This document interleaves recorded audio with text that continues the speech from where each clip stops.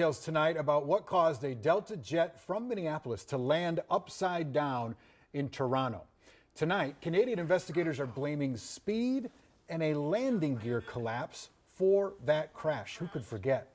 Jessica Hart spoke with an aviation expert just hours ago about the new findings and has more on our top story. Jessica? Chris, those are the two big issues people are talking about. It is important to note this is a preliminary finding, so the exact cause of the crash hasn't been determined. We just landed. The question since the crash: how? Fire department's on site. Did it happen? Canadian investigators are one step closer to the answer. Rate of descent was the issue.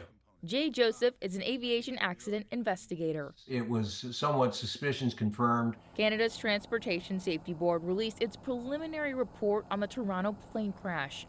The report found the plane was descending at a high rate of speed and the right landing gear failed. There may be multiple causes that cause this, and that's why we do these investigations. Paul Jackson is a former commercial airline pilot. It looked like a very stable approach until very, very late into the arrival and right before touchdown. At the time of the crash, the temperature was 18 degrees with 20 to 30 mile per hour winds. So they had a very, very strong crosswind and not a very large headwind component. So they probably were traveling across the ground faster. But also you had some blowing snow. And I think they're going to look at that and they're going to see that your depth perception can also get twisted a little bit by visually. The preliminary report also found the plane's landing gear fractured during touchdown. The right wing detached from the fuselage, releasing a cloud of jet fuel, which ignited. The report didn't indicate why it failed. I would suggest that more likely that the problem with the landing gear was that it was simply overstressed by virtue of the fact of the rate of descent at which the aircraft touched down. Even though investigators are narrowing in on a reason the plane crashed, there are still a lot of questions that need to be answered.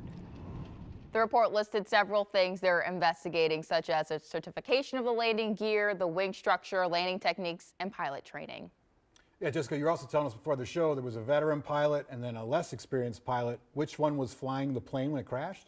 It was the less experienced pilot, if you will, Chris. So that was the first officer who was piloting the plane while the captain was not. So that's something both the aviation experts I spoke with are curious to learn as to why it was. Great. Thank you, Jessica. Appreciate it.